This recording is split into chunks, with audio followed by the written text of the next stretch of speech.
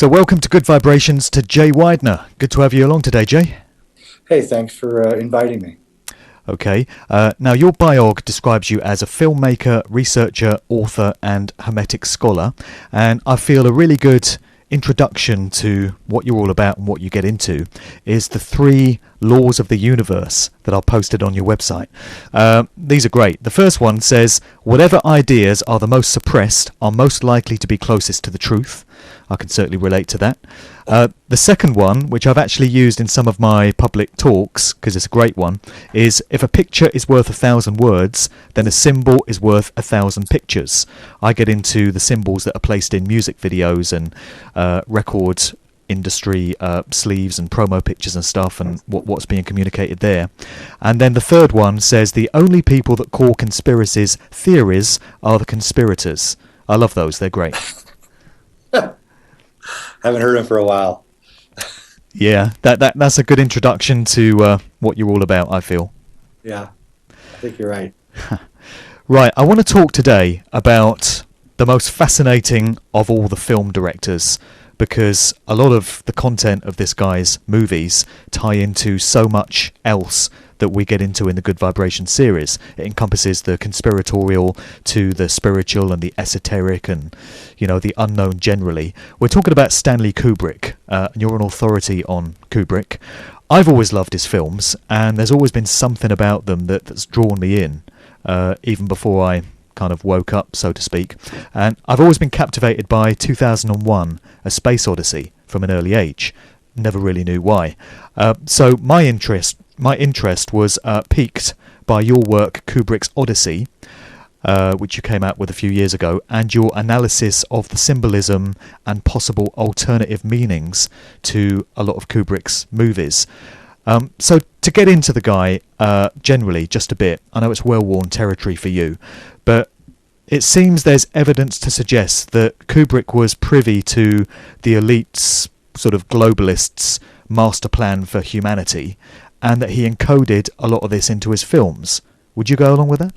Yeah, I think he was. I think he was taken into a secret society, or the secret society, whatever, in the mid '60s, around 1965, maybe '64, and he was brought in to be primarily a serviceman for the elites, to make films and to help them out with certain projects, especially the Apollo moon landings. And through that interaction, he probably participated in some of the events that take place in the film Eyes Wide Shut. Yeah. And I think this is why he built the big estate at St. Albans outside of London with the big walls. He was very paranoid, as aides tell me, and he would drive around in a golf cart looking for intruders. And he was just that kind of guy. And he masked his secrets in the films, I think, believing that the secrets wouldn't get out for 30 or 40 years after he died. Unfortunately, I came along and started unraveling them almost right away. Well, and someone was going to do it eventually. Yeah, and you know, I hope I haven't put, you know, his wife Christiana at risk, or his daughter at risk, Vivian. They, you know, are both watching what I'm doing with great interest, I know. And so, you know, I think that was Stanley's big concern, was that these secrets would stay secret until long after his family had gone. Unfortunately, I thought it was too important to let the secrets linger. And of course, I knew about The Shining in 2006, but I didn't release the information again until late 2009 for the same reasons. And now it's becoming part of the culture. There's a rock group called Imagine Dragons who has a big hit called On Top of the World. Their video is now 13 million hits, and it features Stanley faking the moon landings. The hottest screenplay in Hollywood right now, hottest unsold screenplay in Hollywood right now, is called 1969: A Space Odyssey, which is all about the story that Stanley went through faking the moon landings. So now this has gone from a conspiracy theory to into the culture, and I think that it's going to get very interesting very soon. And when it comes into Kubrick's understanding that there was an elite ruling class, the Illuminati, some choose to call them, do you feel that that's something that he wanted to be a part of because he saw himself as one of the elites and, you know, a step above the average guy in the street? Or do you think as time went on he came to be a little bit shocked and maybe repulsed by what they stood for and he kind of rebelled against it? Is there anything to suggest what his attitude was towards this elite class? Well, I mean, nothing that we can take that is, outside of his films. But I think if you take his films as a whole, you can see that he's definitely commenting on them, and he does not like them. It's pretty clear. Yeah. I think he was taken into the Illuminati, or whatever you want to call it, when he decided to help them fake the Apollo moon landings in early 1964. They offered him the chance of unlimited ability to make any film he wanted, something that no filmmaker has ever had before or after. Not even Spielberg has that kind of power.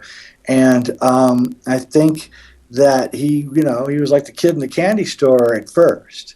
Yeah. But I think he began to understand what the elites were really doing by, I believe, 1966, 67. I believe that when he changed the title from Journey to the Stars to 2001: A Space Odyssey, that was the turning point when he realized that the elites were not good people and are actually evil people. Right. And he wanted to make sure that the year 2001 was indelibly stamped into our heads, so that when 2001 came along and the elites did their ultimate ritual murder, that we would remember his film.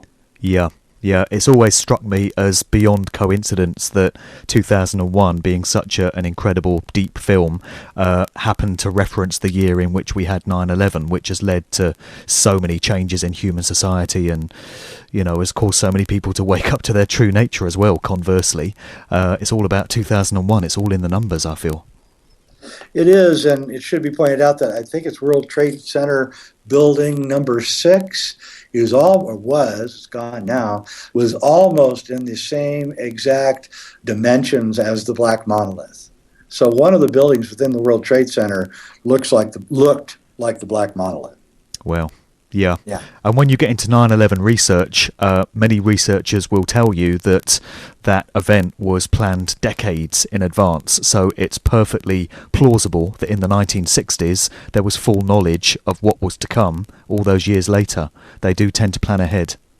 Well, that's very interesting because Freeman Fry, who's an American conspiracy theorist, interviewed the guy who was the assistant to the architect of the World Trade Center, and he claims that he was told in 1967, 68, when they were planning on building it, that they put the explosions in the building while they were being built. Yeah. And they did this because there would be no other way to really bring down the building, so they had to do it while it was being built. What's interesting about this is that there is a Get Smart program called The Walls of Jericho Come Tumbling Down. This is a mid-60s television show that was produced and written by Mel Brooks, who lived in the Village about 3 blocks away from Stanley Kubrick at the same exact time. And in this episode, the good guys who are called Control, Maxwell Smart works for them, he's called in to infiltrate a building contracting company whose buildings, after they're built, fall apart and blow up and fall apart. And so Max is sent to the construction site. The building is called the Odyssey that's being built, and it's going to house the U.S. space program. And so this is why it's so vitally important to make sure that the building doesn't come down. So Max infiltrates the building and the contractor, and he discovers the blueprints in this show that's written by Mel Brooks, and he discovers that they're planting the explosives in the building while it's being built. Exactly what the architect of the World Trade Center said. Yeah. This is 1967. The Port Authority has just approved the construction of the World Trade Center. We know from the I believe it's called the Let's Roll forums, which was a very good forum on 9/11. We know now that the World Trade Center really was not occupied at all, hardly, during its 30 years that it was up, and which is odd and strange. Only the businesses near the ground were occupied. The building was largely empty the entire time until about 2 years before it went down, when suddenly they started putting leases and getting people into the buildings. Interestingly enough, a lot of the companies that signed those leases and entered into the building in 96, 97 are closely associated with the defense establishment. And the economic establishment, Solomon Smith Barney and others. So what I'm suggesting is that possibly both Kubrick and Brooks, because of their associations with the New York mob, may have found out about the ritual way ahead of time and tried to warn us, both in this episode of Get Smart and in 2001: A Space Odyssey. Yeah. Kubrick chose a different path. Instead of telling anyone what he knew, he tried to wake us up in 1968 with his movie, kind of try to get ahead of the event, is what I believe. Yeah, fascinating. And we're going to get into Saturn in a while and the influence of Saturn and Saturn symbolism and all of that. But staying with 2001, we've got the black monolith, of course, that iconic motif of the movie. And it's being discovered on the moon. And it's acting as a sort of transmitter of a signal to some form of higher intelligence out in deep space. It's highly resonant given what a lot of researchers have to say now about the true nature of the moon being an artificial construct, and also the seeding of humanity by some extraterrestrial force in the remote past, whether you go with what Sitchin has to say about it, or von Daniken, or any of these other researchers. Very interesting stuff to look at the parallels in the movie. And of course, in the movie, the signal from the moon ends up getting beamed to Jupiter. But in the original screenplay, it was Saturn, which is very interesting. Why do you think the planet in the narrative was changed from Jupiter to Saturn? From Saturn to Jupiter. Yeah, it's in the book that's written by Clarke and Kubrick. The novel it still maintains its Saturn. And in fact, it's even more interesting. It's a moon of Saturn is where the monolith is, and that moon is Iapetus. And if anyone is familiar with Richard Hoagland's work on Iapetus, if you aren't, then go right now to it and look at it, because it's stunning. It is obviously Iapetus is an artificial construct. And so I find it very interesting. You know, in the early 60s, two Soviet scientists, whose names has now escaped me, I wouldn't be able to pronounce them anyway, came out with a theory that the moon was constructed and it was artificial and that it was brought here. Their evidence is incredibly compelling, and I can't hardly believe that Kubrick didn't know about all of this evidence. Yeah. In fact, I think they did know about it. I think the Lunar Orbiter series in 66 and 67 came back and showed the artificial nature of the moon. Yeah. So it's interesting that in the book and the screenplay, original screenplay, the signal, the monolith is found on an artificial construct, i.e. the moon, and it sends a signal to another monolith, which is on Iapetus, another obvious construct, as a moon of Saturn. Yeah. And then we get into the lore of Saturn, and we begin to really wonder what's going on. But Kubrick claims that his special effects department could not make the rings believable enough, so he switched it to Jupiter. Now that's believable, except for the fact that his special effects department was second to none. Yeah. And it seems kind of hard to believe that they couldn't do it. Well, absolutely. I personally believe that the Illuminati, the powers that be, read Clarke and Kubrick's script, of course, and saw the Saturn part. Yeah. And no, you're not going to. A little too close for comfort, that original script. Yeah, and when we understand that the German scientists that came here on Operation Paperclip were part of this German Saturnian society that had been around since Hitler's days, or if not earlier. We know that the Skull and Bones, which came to America from Germany to Yale University, is also a Saturnian kind of cult. And Troy McLaughlin has done some really good work on this. Yeah. I highly recommend his work. And this kind of put me into the research mode of going and looking at Saturn and what it was. And, I came to the conclusion that Saturn is not what we think it is. Yeah. And I don't know what it is. I just know it's not what we think it is. The hexagonal vortex pattern at the North Pole really bothers me. The clouds going and making curves, and making a perfect hexagon. And then, of course, the big, huge eye that sits at the South Pole of Saturn, also worries me a little bit. So I don't know what Saturn is. Some people think it's a stargate that allows extraterrestrials and humans maybe to come in and out of our galaxy, or our solar system, excuse me. I don't know, but I know that the secret society that Kubrick was part of worships Saturn. Yeah. And Kubrick was trying to tell us something very deep in 2001 about the link that we have with Saturn, and the link that the people or creatures who farmed us have with Saturn. Yeah. It seems to be the case with most of Kubrick's movies that you have a sort of surface narrative which purports to be the film's raison d'etre. This is a film about such and such as far as the cinema-going public would see it.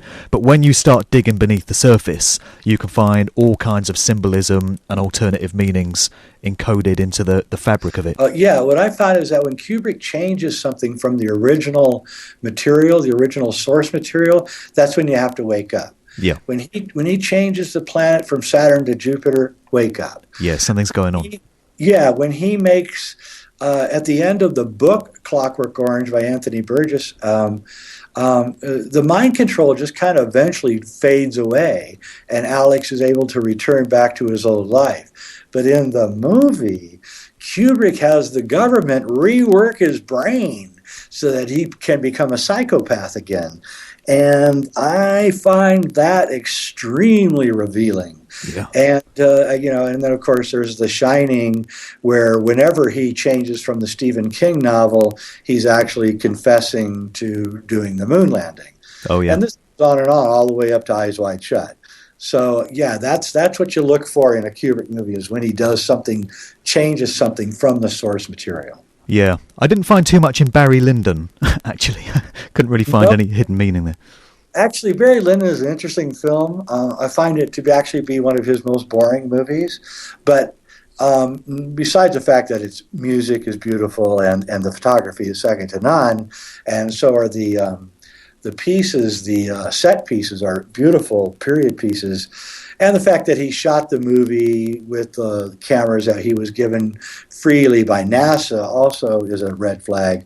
But Barry Lyndon is really, I think, Kubrick's show of his disgust with the elites. And 3 times, let me get this straight, 3 times in Kubrick films, we can see that the character that is in these 3 films is trying to achieve something, trying to join the elites in a way. And in all 3 cases, the hero finds out, and the protagonist finds out that, in fact, he will never be part of the elite. He can at best only be a worker for the elite. Yep. And those films are Barry Lyndon. Barry tries to get into the elites, and then he's stopped. And The Shining, Jack Nicholson wants to get in with the beautiful people who live in the gold room. Yep. But again, he finds out that he's really just a caretaker. And then the Tom Cruise character. And then the Tom Cruise character, who thinks that he's getting into the elites, but really finds out he's just the house doctor. Yeah, an interesting... One of Kubrick's most interesting films to me has always been Dr Strangelove, because there we have popular conspiracy theories being explored as far back as 1964. I recall there's the Sterling Hayden character claiming that the water is being poisoned. No, strip us of our pure Bodily fluids. essence. Yeah, Pure bodily fluids, our pure essence. exactly. He's going on about that. And then in Lolita in 1962, you've got the question of paedophilia being discussed, of course, albeit in a very covert way. But yeah, Dr. Strangelove is a fascinating one. And you've got the Peter Sellers character, the German Dr. Strangelove of the character, who, to me, has always borne a very uncanny resemblance to Henry Kissinger. And you've got this interesting idea of a German doctor being consulted in this underground bunker at a time of war. And there's got to be some overtones there to Operation Paperclip. It's all dressed up as satire, of course, but for those that really have an understanding of what's going on, there's some very interesting stuff in Strangelove, isn't there? Oh, there is. And just as an aside, that little speech that General Ripper gives about water is astonishingly prescient, because we know they started fluoridating the water, at least in the United States, in the 50s. And there was a huge outcry against it. I remember I was a little kid and I couldn't figure out what these pamphlets that were stuffed in my mailbox claiming that, some criminal cabal was going to poison our water. I was like 5 years old. I'm like, what is going on here? And now we know, of course, that fluoridation calcifies the pineal gland. We also know from alchemy that the pineal gland is the third eye and the source of immortality. We also know from studies in Princeton University in the 80s that they removed the pineal gland from old rats and replaced them with young pineal glands, and the old rats got younger. And when they put old pineal glands in young rats, the rats suddenly got older. So we know that the entire barometer of the aging process is the pineal gland. Yeah. The question of alchemy becomes, okay, how do we stop the pineal gland from getting calcified? And the alchemists, came up with, I'm getting to Dr. Strangelove, just bear with me here. The alchemists came up with 3 kinds of ways that you could decalcify the pineal gland. One, and it all boils down to drinking distilled water. Yep. What distilled water does is it sucks all the non-organic minerals out of the body. Some health people think that this is really bad for you. I contend that this is the best thing that could ever happen to you, because A, you're decalcifying your pineal gland, B, you're stripping all of the plaque that's all over your arteries and veins that causes heart attacks, C, you're stripping the plaque out of your aorta, out of your brain, even off the teeth. The plaque on the teeth goes away if you start drinking distilled water. And so I came to the conclusion, months and months ago, that distilled water was the secret to alchemy. And then I was rewatching for about the 500th time, my favorite war film, Dr. Strangelove. And there's General Ripper, played by the great actor Sterling Hayden. And there he is saying that the fluoridation is going to destroy us. It's going to destroy our precious bodily fluids. Yeah. And he only drinks pure rainwater, which is one of the only ways that you can get distilled water. There's only 3 ways to get distilled water. One is rainwater or dew. 2 is a kind of nauseating one, which is drinking your own urine. And 3 is laboratory distillation. These are the 3 main subjects of alchemy. And here in Dr. Strangelove, whether he knew it or not, Stanley Kubrick is revealing the secret of alchemy. So I don't know if he knew it or not, but it still is astonishing. So Dr. Strangelove also deviates from the book Red Alert that the source material is from.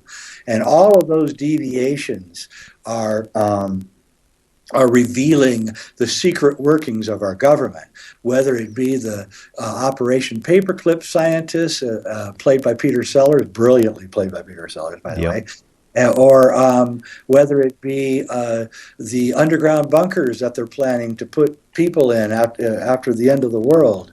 The secret war room was a secret at that time. Kubrick reveals it. The Pentagon was actually really pissed off that he revealed that there was a war room. How Kubrick knew there was a war room is a head scratcher, actually. So you look at all this stuff and you realize that Kubrick is releasing a lot of information that heretofore had been secret. Oh, yeah. Yeah. 63. And this got him the job doing the moon landings, I want to say, because the Pentagon saw the film and were completely blown away by the interiors of the B-52. James Earl Jones, by the way, is the guy who's sitting there and operating the bombing. And the outside shots of the B-52 going over Siberia were stunning. And nothing in cinema had been anything like that up to that time. Mm. Yeah, it's amazing what he's revealing. And you think, this is 50 years ago. We're going back 50 years, and all these great secrets which people are just getting some awareness of now were being discussed back then. And I guess the elites or the studio bosses were just reliant on the cinema-going public at the time, taking the film at face value, seeing it as a bit of a jolly romp, a bit of a satire, and not imagining that there could be anything other than a fairly far-fetched plot going on in front of their eyes. Yeah, Kubrick left time bombs, I call them, in his films that were meant to explode many, many years later. That's right. And he did it on purpose, and he wanted it to be like this. You have to understand that this is not an accident.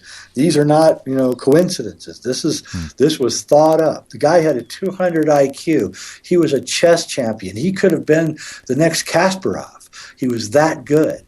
He would play 8 games in the village at once and win all 8 games against top chess players in New York City. He could have been anything he wanted to be. Instead, he decided to make films, and the reason he decided to make films is because films are infinitely guaranteed to never, you can never, how do I say this right? You can never fully comprehend the filmmaking process as a single person. It is too big of an endeavor. From everything from lighting to camera to acting to story to costumes, it is a huge endeavor. I know because I'm a filmmaker, and I think that Kubrick got into films and filmmaking because he had a low threshold for boredom. And you will never get bored making films, I guarantee it. Although I think he was starting to get bored with Barry Lyndon, which is why he made The Shining. I believe that the difference between Barry Lyndon in 1974 and The Shining in 1980 is a renewed vigor from Stanley as far as filmmaking is concerned. And what he tried to do with The Shining, besides it being a confession of him doing the moon landings, The Shining is, as I like to say, it's like playing three-dimensional chess. It is almost unbelievably difficult to comprehend the number of layers going on in The Shining. And we're still finding layers. Researchers are. There's a great film, which I invite you all to see. I'm in it. It's called Room 237, which into some of the theories behind The Shining. Rodney Asher, the filmmaker, left out some of the more wild theories that I turned him on to, and I don't blame him. They're pretty crazy, but there's a lot more to The Shining that's even in that movie. Oh, yeah. Let's get on to The Shining in a second. It is interesting that in 2001 you've got the black monolith being discovered on the moon and beaming the signal out to deep space. And the idea was that this would act as a kind of time capsule, and it's only when humanity had developed a certain degree of intelligence to be able to travel to the moon and, excavate the thing, that this acted as an indication that humanity was ready for this next level of its development. And it's the same kind of idea being explored in Kubrick's movies, really, isn't it? That we're talking about things now 50 years later that were encoded into Dr Strangelove in 2001, and it seems in a way that humanity is only ready now to kind of understand some of these ideas that Kubrick was encoding 50 years ago, because we've got this awakening going on. We've got people paying so much attention now to what's really going on in the world and the nature of reality and what we're doing here. These questions are being asked, and it's only now that we're ready to understand these things, it seems. Well, that is a really, really great observation. Yeah, because the secret that I discovered in 2001, which I consider to be one of the biggest secrets of the film, which I discovered in 1999, right after Stanley died, was that the film, the projected film on the screen is actually the same exact dimensions as the monolith itself. In other words, the cinescope screen is exactly the same dimensions as the black monolith. So therefore, the film is the black monolith. Therefore, the film, like the black monolith, can sit for many, many, many years with no one being able to understand what it says. Yeah. But when we finally touch the film the way that you're supposed to touch the film, then the secrets begin to be revealed. And I really think 2001 is the mother lode, because once you learn how to decipher the symbols in 2001, then deciphering the rest of Stanley Kubrick's films becomes a lot easier. It's sort of like you're allowed permission to do an interpretation of the other films once you've cracked 2001. So I think that it is the key. I believe 2001 is in a way, the keystone of his career. I think he had a career before 2001, which was one kind of career, and then I think he had a career after 2001 that was another kind of career. Yeah. And the films that are starting with 2001, going all the way to Eyes Wide Shut, and should have gone all the way to Artificial Intelligence, were revealing a step-by-step. It was a step-by-step revelation, with each film playing an integral part in this revelation. Unfortunately, the final aspect of the revelation, which was going to be a 1-2 punch with Eyes Wide Shut and AI, was aborted. And so we'll never really be able to follow his stream of thought all the way to the end, which is really unfortunate. Yeah, that's pretty tragic. Just as a bit of a wild card before we move on, do you think Peter Sellers' mad German doctor in Dr Strangelove was modelled on Henry Kissinger? He does look like him. Well, I mean, it would make sense. Kissinger was hanging with the Rockefellers at the time, and they were telling everyone that he was the up-and-coming guy. Of course, Nelson Rockefeller introduced him to Nixon, and the rest is history. I think it could have been. Yeah, I think that everybody in the movie is based on somebody. George C. Scott is playing. Now I'm going to space his name out. The crazy general who wanted to bomb Russia. I forget his name. It was a French name. He definitely is playing that guy. And, I do believe that. I believe that Dr. Strangelove, and another point that needs to be talked about is the fact that in the book Lolita, the Peter Sellers character is a dentist. But in the movie Lolita, we don't know what he is. He's a high school teacher. Is he a Hollywood producer? And then if you go into his mansion, which James Mason does at the beginning and at the end of the movie, you see all sorts of illuminist stuff sitting all around this disheveled mansion that Peter Sellers is living in.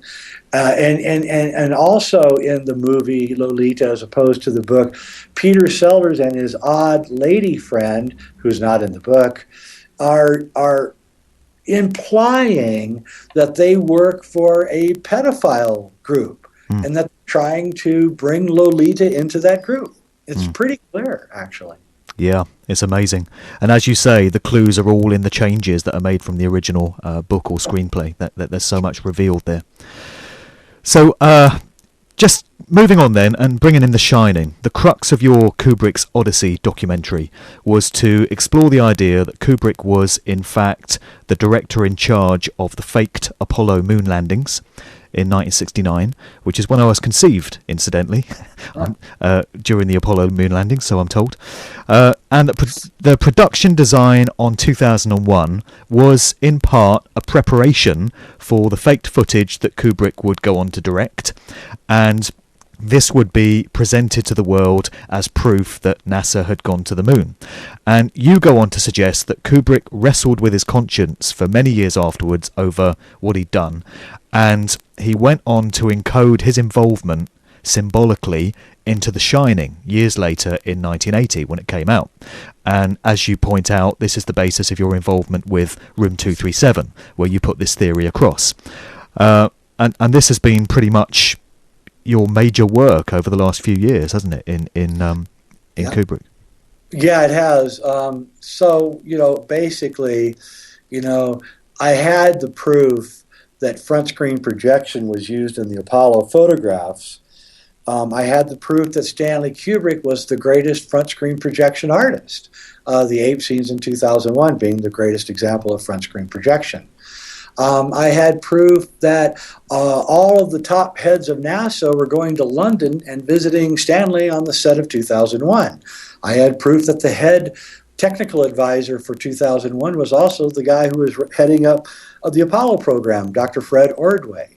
I had Arthur C. Clarke, his co-screenwriter, hanging with Hermann Oberth, one of the father of the German space program. With Wernher von Braun, Oberth stayed at Clarke's apartment in London on his way to Alabama to join the Apollo or the NASA.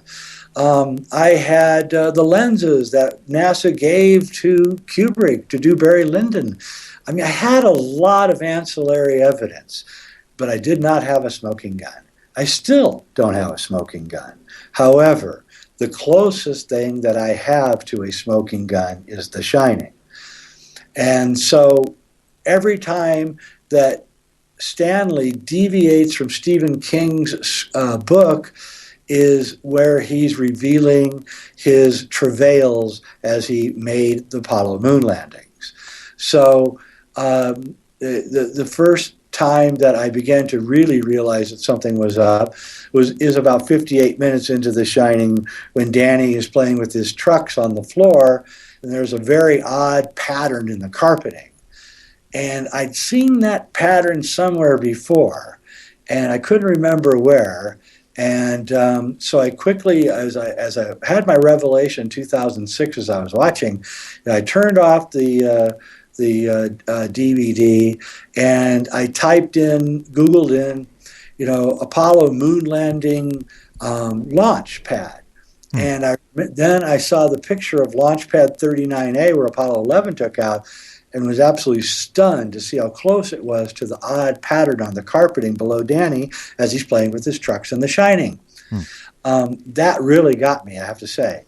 And I thought, wow, and even the way the trucks are situated inside this pattern looks like trucks that are on the launch pad before the launch, filling it up with fuel and getting it all ready, but didn't have a rocket. I was like, okay, so there's a launch pad, and it looks like there's trucks there, but where's the rocket?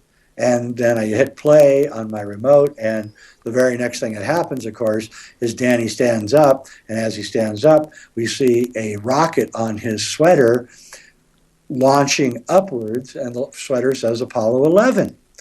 Well, by this time, I'm really pretty interested in what I'm watching. And Danny starts walking down the carpeting towards the room that he was warned never to go into, room 237. Yeah. At that point, I hit stop again, and I went, why did Kubrick change the number of the room from the book 217 to 237? And then it rang in my head, wait a minute, before the laser telemetry that was done in the late 60s, early 70s, the standard operating mean distance from the Earth to the moon was exactly 237,000 miles. I have been forced recently by a critic of mine to come up with science books that use this number, and I want to thank you out there, whoever you are, that was writing all those terrible emails to me, because you forced me to do the work. I've now dug up 17 books, science books, geography books, astronomy books, and even Edgar Allan Poe's short stories using the 237,000-mile number. So I know that I'm right. And I know that that's why Kubrick changed the room to 237. because Danny is traversing a symbolic 237,000 miles as he goes from the launch pad on the carpeting to inside the room, where something mysterious happens to him and he gets beat up by someone. We don't know who. In the movie, they never tell us. Yeah. Again, a huge deviation from the Stephen King book. Yeah. So anyway, in the moon room, which is room number, if you look at the tag on the door, it says ROOM and then NO, which is old European symbol for number. We can see that the letters room and no make up the room's moon room. We know, I know actually from an aide of Stanley Kubrick, that he called the set that he was shooting the moon landings, he called it the moon room. So at that point, I think I had it, but the real killer actually is the scene where Wendy finds Jack's book that he will not let her read. He's in a room mysteriously writing a book that he will not let her read. It's very important to understand that. She breaks into the room when she thinks that he's not there and looks down at the book and starts reading it and realizes that all it is one sentence replayed over and over: all work and no play make Jack a dull boy. This is not in the movie. Well, of course, I hit stop again at this point, and I realized that actually the sentence read, A11, i.e. Apollo 11, work and no play makes Jack, who is really Stanley, a dull boy. Jack discovers Wendy is reading this and is very angry about it, and she tells him that they have to leave the Overlook Hotel. Jack will have nothing to do with this, and he says, don't you know the value of a contract? Do you know what I've given my word to my employers? Yeah. Do you know what they would do to me if I stop this right now? Do you have any idea what you're talking about? Incredibly revelatory scene. Yeah. No doubt a true conversation between Stanley and his wife Christiana when she discovered what he was really doing. Yeah. And you've got the scene early on where Jack goes to accept the job as the caretaker, and he's in the office with the manager, Barry Nelson, and you've drawn some parallels there. You've made the observation that the manager character looks a bit like JFK, and behind him he's got an American eagle motif on the shelf, and you've also drawn the comparison between the appearance of the Jack Nicholson character and Kubrick himself, who by that point was looking a little dishevelled and far from the smart former appearance that he used to have. And as the movie progresses, Jack kind of grows a beard, and he looked quite similar to how Kubrick was looking at the time. So there's some more parallels there, isn't there? Yeah, when Stanley was actually all the way up until 2001, he was actually a fairly, he was a snappy dresser, but he wore clean clothes and he shaved and he combed his hair, and then somewhere around 1966, 67, something happened. Now, people on the set even said it. He stopped changing his clothes. He would have coffee stain on his shirt that would be on the shirt for 2 or 3 weeks, indicating that he had not taken the shirt off. He quit showering. His hair started getting really greasy. He started growing a disheveled beard. And if you look at the Jack Nicholson's character in The Shining, you can also see the same thing going on. He stops changing his clothes. He's got the same a plaid shirt on through the whole last part of the movie. In fact, Nicholson even comments at one time how weird it was to wear the same exact clothes every day for a year. And then the Barry Nelson character, well, it's very interesting. If you Google John F. Kennedy and toupee, you will discover that John F. Kennedy actually wore a toupee, which he, believe it or not, he did. And it's pretty obvious once you see it, okay? And it's pretty clear that the Barry Nelson character is wearing a toupee also. Yeah. Shining, and what's amazing about it is it's almost exactly the same exact toupee that Kennedy had. So that begs the question, did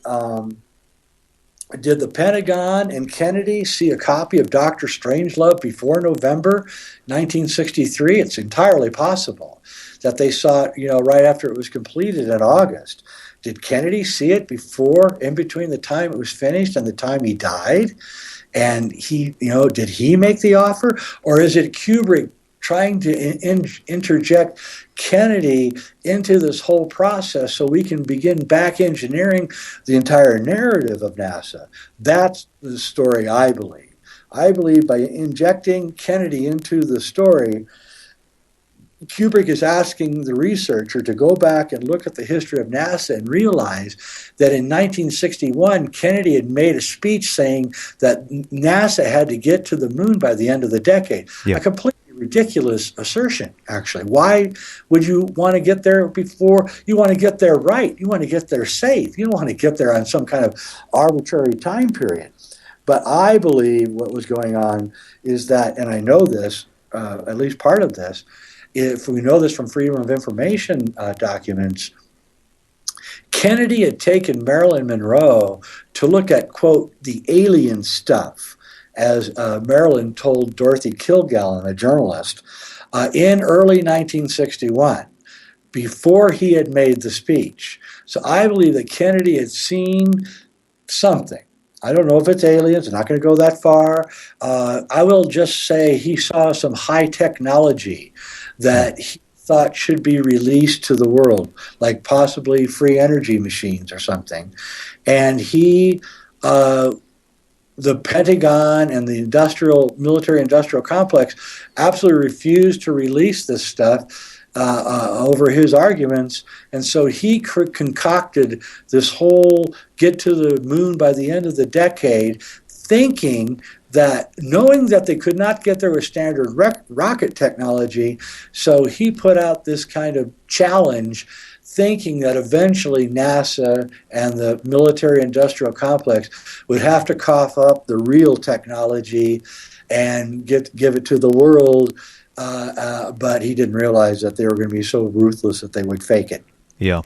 And in that context, that early scene of Jack talking through the job with the manager there can be taken to be highly symbolic. You've got Jack as the caretaker, which if you take that to be Kubrick, the caretaker of the project in hand, and they strike up the deal, the contract, this is what Jack will do for the hotel, this is what Kubrick will do for the elites. Highly symbolic there, I feel, in that context. Yeah, and his job is essentially to, I believe, of course, the Overlook is really symbolic of for the United States. It was built on the blood of Indians and graves of Indians, and all of the best people stay here. So, that could be America, and I think it is. And I believe that there's a great scene where Wendy and Danny are running towards the maze out of the front door of the Overlook, and Wendy says, "First person there gets to keep America clean." Well, Jack's job is to keep the Overlook clean, to make sure that even though it's a crumbling edifice, that it stays looking like it is not crumbling. That's his job. Yeah. And that is Kubrick's job, to make sure the crumbling edifice of the United States is not apparent to anyone watching. Yeah, there you go. Following things through then, Kubrick's last movie was, of course, Eyes Wide Shut, and in it he depicts satanic rituals of the type that we're told the elites routinely engage in. It was filmed, I believe, at a Rothschild mansion, if I'm not mistaken. And of course, Stanley conveniently died of a heart attack just before the release of the movie. And we hear that 25 minutes of footage or thereabouts was subsequently cut by the studio, which the public has never seen.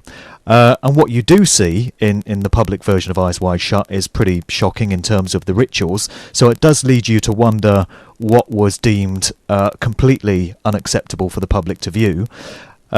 Is there anything to suggest foul play in Kubrick's heart attack? And has there been any suggestion that you've come across as to what might have been depicted in this missing footage? Well, he was making films is really hard work physically. It's akin to going into battle or combat. I may just finished a feature film, and I'm telling you, I went to bed for a week and literally did not get out of bed for a week. And I'm much younger than he was. So could making the film have killed him? Oh, yeah, it could have. However, The big problem with Stanley's death is that it happened 666 days before January 1st, 2001. And that just bothers me to no end. Wow. I don't know. I can't say I wasn't there. I know they can give heart attacks to people, so I know that they could have done it.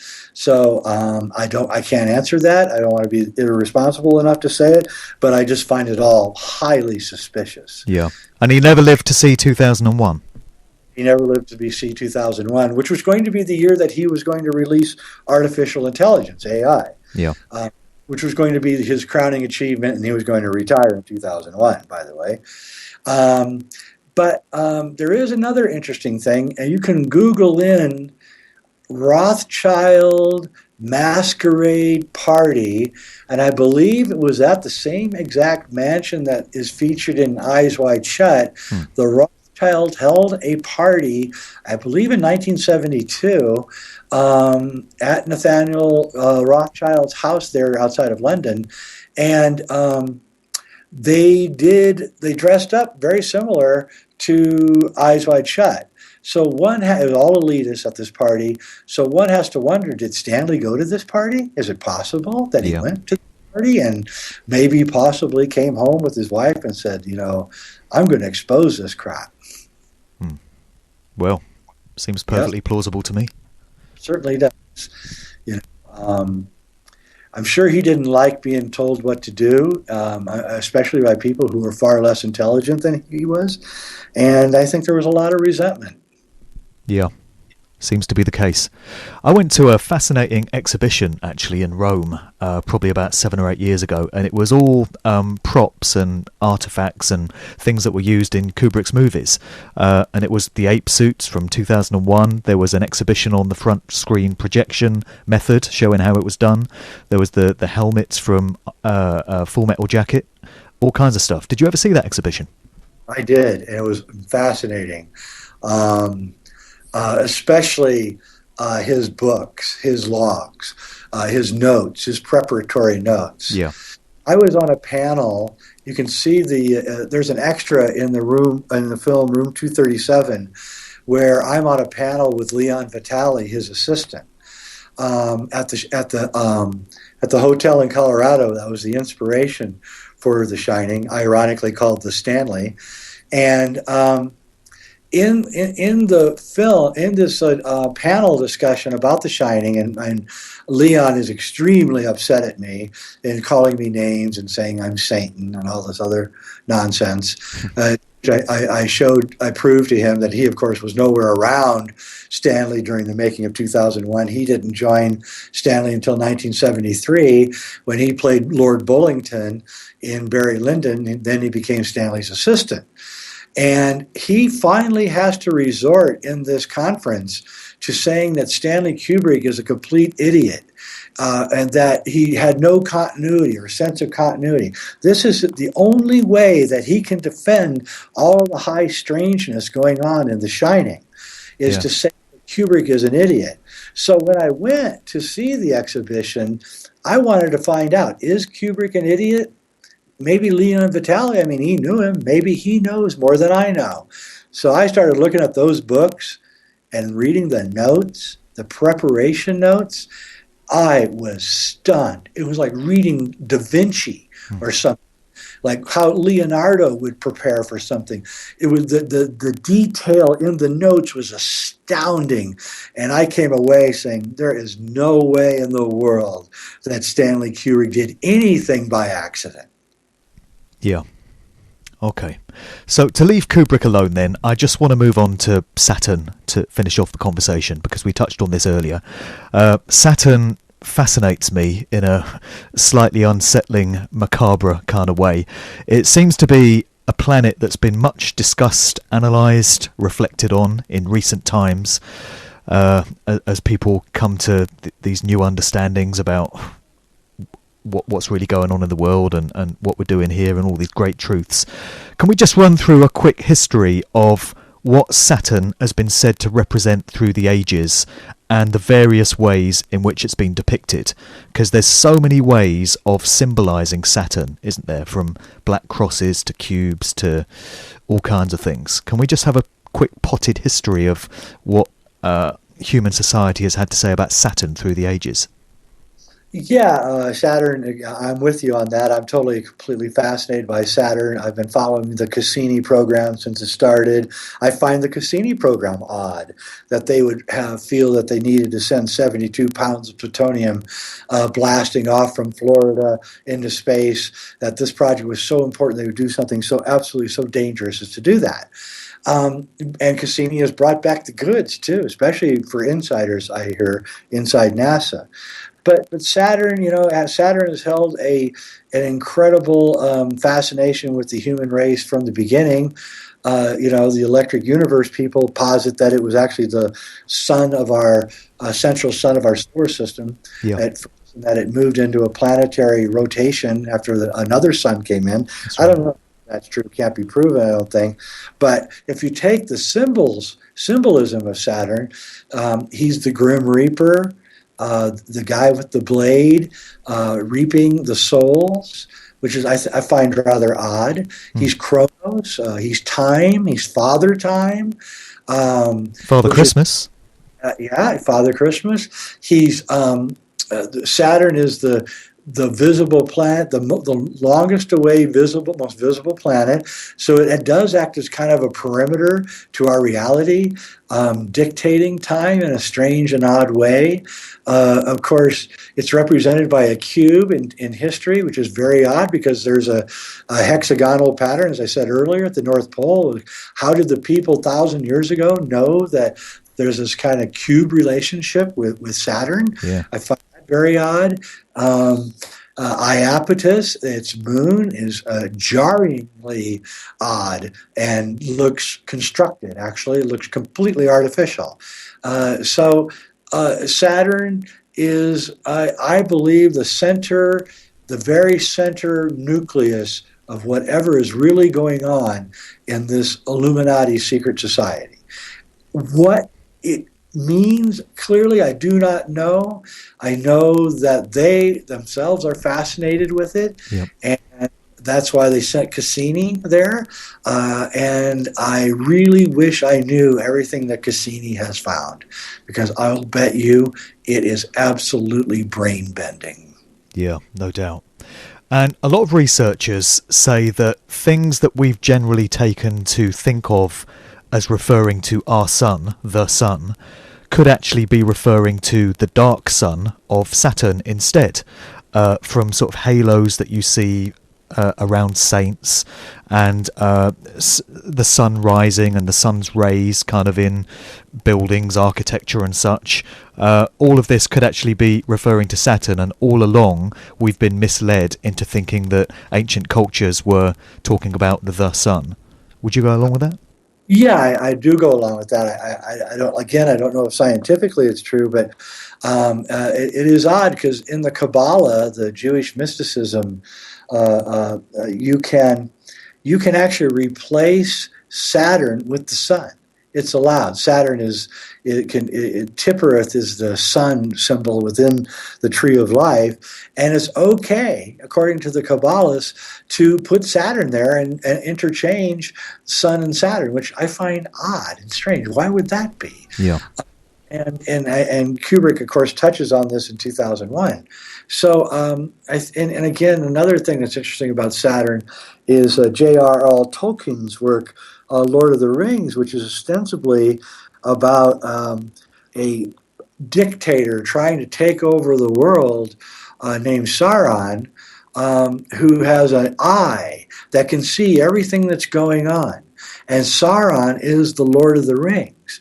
What's weird is that eye looks very closely to the eye that's on the southern pole of Saturn. Yeah. And you have to wonder, Tolkien got into the medieval library at Oxford. In fact, he could only one that could read the books.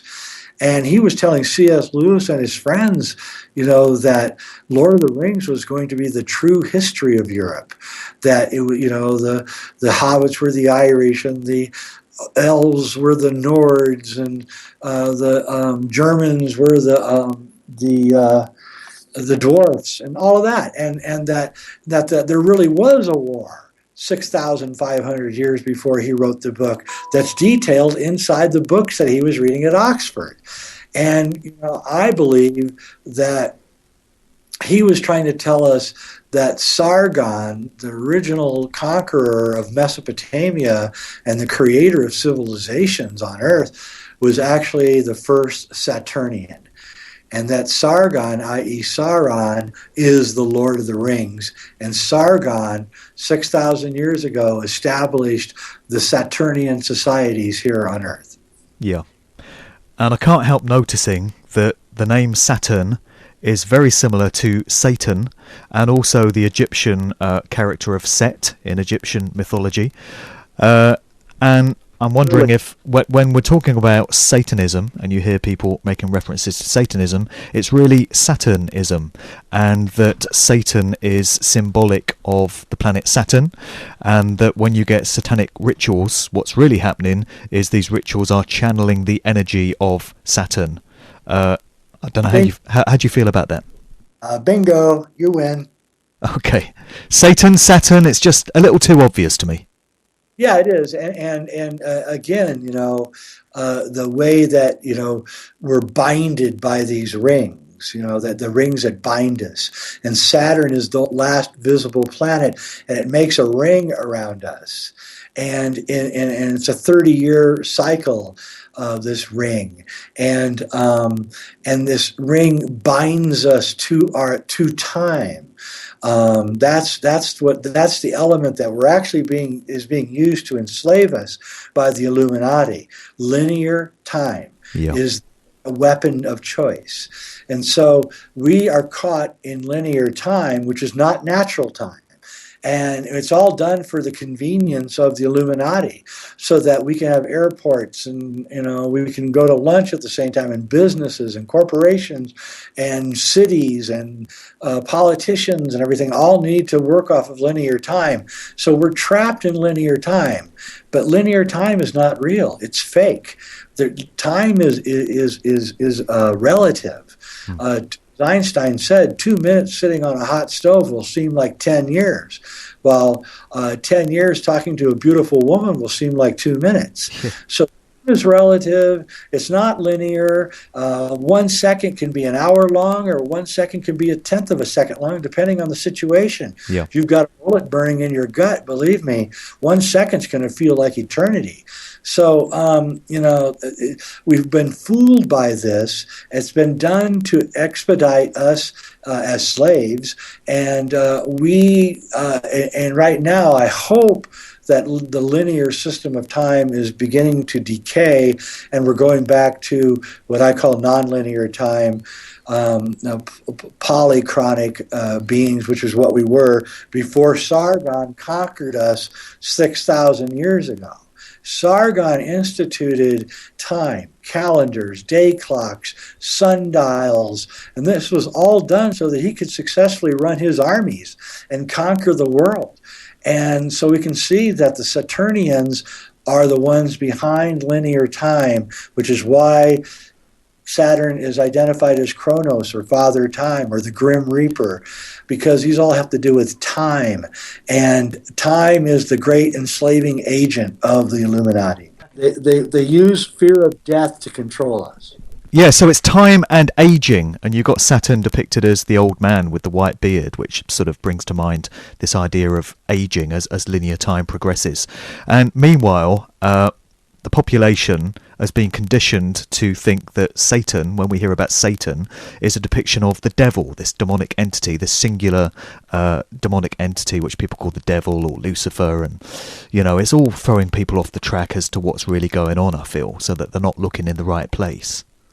I totally agree. And so it's sad that we have to...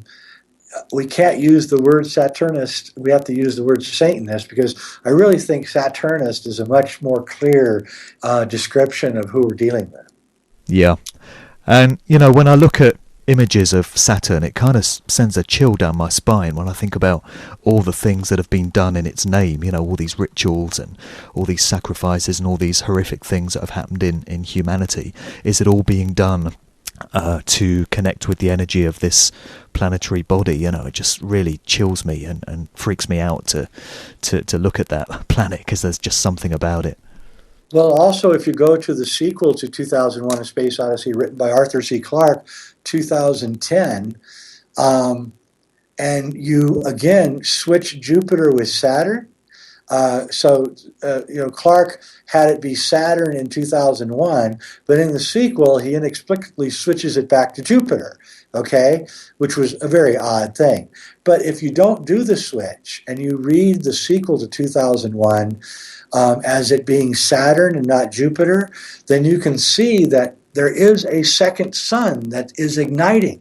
The monolith in the book, and I think the movie, is igniting the planet and turning it into a second sun. It's like jaw-dropping when you realize it. Yeah. And there's a lot of speculation on the internet that the 72 pounds of plutonium that Cassini took to Saturn is actually a nefarious plan to ignite Saturn after Cassini is all finished with what it's doing. Yeah, fascinating stuff. How do you feel humanity can break the spell of the hold that Saturn seems to have over us then? You know, trying to stay optimistic and positive about where we're headed.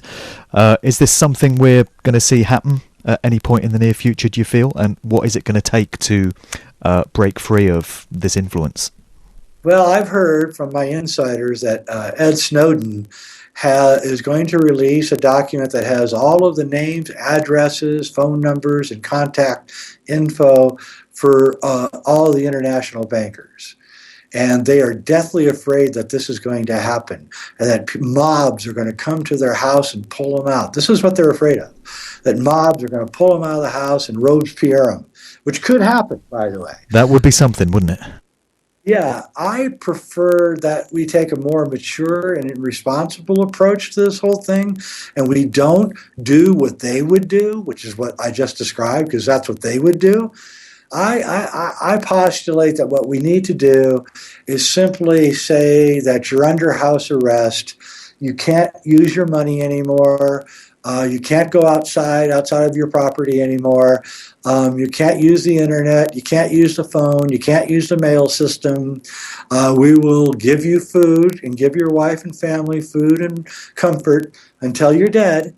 And that we should just end it like that. I don't want this thing to go into a French Revolution, Robespierre thing, but I think that the internet is waking everybody up so fast that this could happen. It could just be 100,000 angry people pulling people out of their houses and no trials and and hanging them or guillotining them or whatever. And I'm really kind of hoping that we don't go down that road. I think these people need to have justice served, yes, but I think we don't want to go down the road that they would go down, which is a violence. And I think, as hard as this is for most people, I think we have to find some way to forgive them and make sure that they never, ever exercise an iota of power ever again. Yeah.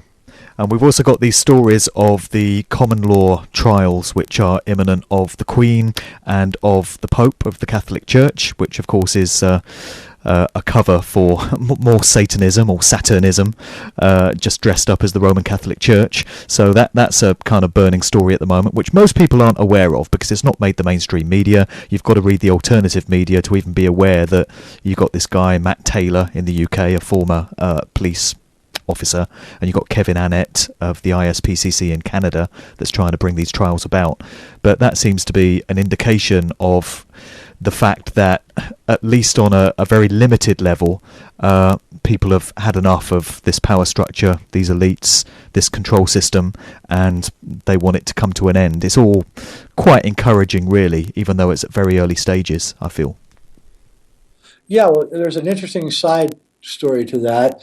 I've been going around for like 10 years telling people that I think that there's a separate race of humans that has occupied the planet with us for a long time. I call them crypto-terrestrials. I've seen a lot of evidence, talked to a lot of military people who told me this, that there's these tall, like 8 foot tall humanoid aliens, not aliens, they're from Earth, and with super white skin. They're called the tall whites. Well, Paul Hellyer, the former Canadian defense minister, has come out publicly recently and said that the tall whites are controlling the United States. Okay? Which is kind of an interesting thing for a guy like that to say. What I found out about Paul Hellyer is that he's also in the Privy, Queen Elizabeth's council, advice council. He's the second oldest ranking member on the Privy, Prince Philip being the oldest ranking member of the Privy. So why would a member of the Privy come out and say the tall whites are actually running the world? A couple days ago, Karen Hughes, who used to work with the World Bank, came out and said the tall whites are actually running the Vatican. So now I've got two highly credible people saying that I've been right all these years. So I have to ask myself, why would this be happening? And I think that the elites, Queen Elizabeth, the bankers, corporate people, I think they know they're about to get hung with this stuff. And they're either copying the truth and saying that they're just following orders from these other beings, or they're making the whole thing up and just using what I've been saying as an excuse so that we don't go after them. I don't know which. Yeah, who knows? Fascinating either way. Mind-blowing stuff, Jay. We're on the same page with so much of it as well. Really great to talk to you. Just before we conclude then, do you want to remind people where they can go to find you online, your web addresses, how they can get hold of your films and such? Yeah, you can read all my free articles on jayweidner.com, jayweidner.com. You can see all my movies, including my 2 Kubrick's Odyssey movies. The third one will be out very soon, which is going to be a serious mind-blower. And that's at sacredmysteries.com, sacredmysteries with an S.com. And I have a new feature film coming out called Shasta, with Neil Donald Walsh playing Count Saint Germain, which I think people are going to really like. And all this stuff that we've been talking about is inside my movie, too. And this third Kubrick movie, we're looking at what, this year sometime? Summer, maybe? Within a couple months, I hope to have it done. Okay. All right, great. Jay, thanks for your time today. Thanks, Mark.